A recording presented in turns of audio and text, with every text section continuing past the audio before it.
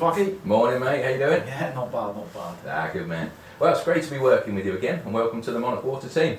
Oh, pleasure to be part of the Monarch Water team. I'm looking forward to the 12 months ahead and what we can do together.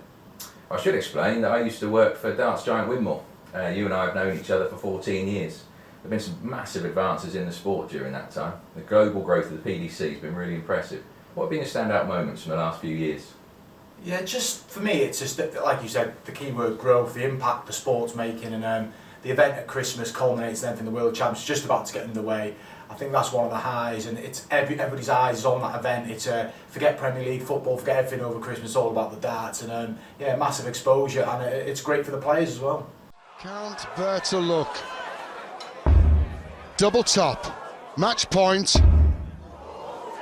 Double 10, he's never missed one yet. He hasn't missed one now.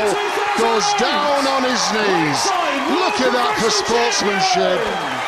Simon We've just seen your incredible World Championship win in 2008, which was a time we both looked much younger. Your reaction when the winning dart went in was amazing. What do you remember of the final? I don't remember a great deal of the final. It was a long time ago now, but it was just a fantastic week. It was like a perfect storm for me. I played well when I had to, and it sort of gave me a platform in life. And yeah, you can't take it away. I've got the title of world title to my name forever now, and a proud week for me. And hopefully I can repeat it somewhere down the line. Yeah, well, you were the #1 seed for that event. Did it add to the pressure? Yes and no, because I was fairly relaxed about it. At the time, I was a young lad. I think I was only 24. And responsibilities, and I knew that even though I was #1 seed, I wasn't the favourite because Gary Anderson was playing so well. So I went there relaxed. I just enjoyed my week, and yeah, it was a great week. Everything went well on and off the board, and yeah, it was a very proud moment for me. Brilliant. Well, you won £85,000. The champion at this year's PDC World Championship will pick up a cool $500,000. Do you wish you'd been born 10 years later? Yeah, who knows? I might not be able to compete now, but yeah. Yeah, it's fantastic. And you mentioned earlier the growth in the sport. That's illustrated in prize money. It's a viable option as a career now, that being a dart player, for the youngsters in the development, and there's the challenge tour, and then the main tour, the incentive of winning prize money like that. It's a fantastic achievement and a testament to the sport of darts. You're a commentator for the PDC, but you've been participating in some online darts leagues. How's your form been? And might we see you try your hand at the PDC Q School next year? My form's alright. I mean, I've played alright, to be fair. Surprised myself. I mean, I surprised myself with a bit of a get-together with the Monarch guys yesterday team. So, never say never. Not sure what the plans are, immediate future, but I've definitely got a hunger to play again. Playing the buzz. I love commentating, but the big buzz is being on the big stage, and hopefully I can get back up there one day. Well, you were certainly on form yesterday. 6 180s in the space of about 20 minutes. I know, yeah, I surprised myself. I was going to say, I think I surprised some of the staff as well, but no, it was a good crack. It was a good environment to play in, wasn't it? Fairly relaxed, and yeah, it was nice to meet some of the Monarch team, and yeah, sure, I can actually still play the game, so it was good fun. Good man. The PDC World Championship starts tomorrow. The $1 million question: who's your tip to win it, and any dark horses we should look out for? I mean, I'm not going to stand out tip. I don't think you can't look for the usual suspects. You get him in Price, Michael Van Gogh, Peter Wright, Johnny Clayton.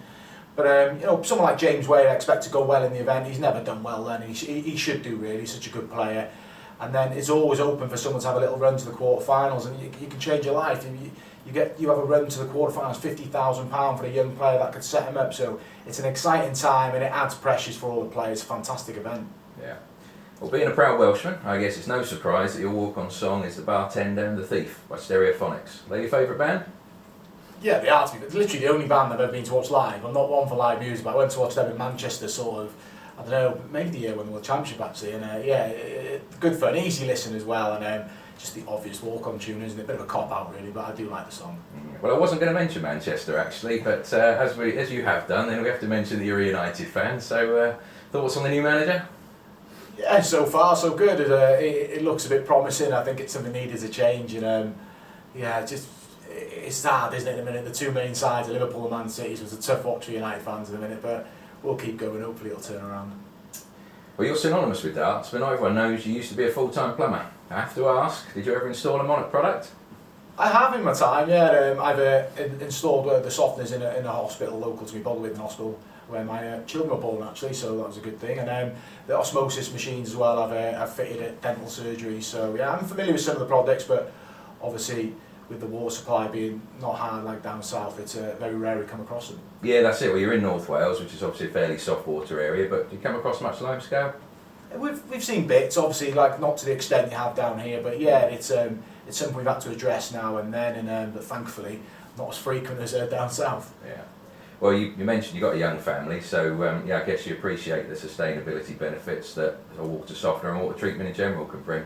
Well, yeah, with not just my young family, my parents are older as well, so you know, the better the water supply, the healthier for them going forward. And I think it's paramount. I think it's what people are taking it more seriously now, and yeah, they should do as well. It's for everyone's benefit.